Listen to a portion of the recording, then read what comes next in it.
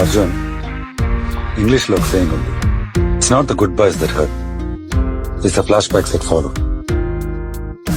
I think ఇది నువ్వు అర్థం చేసుకునే టైం వచ్చింది.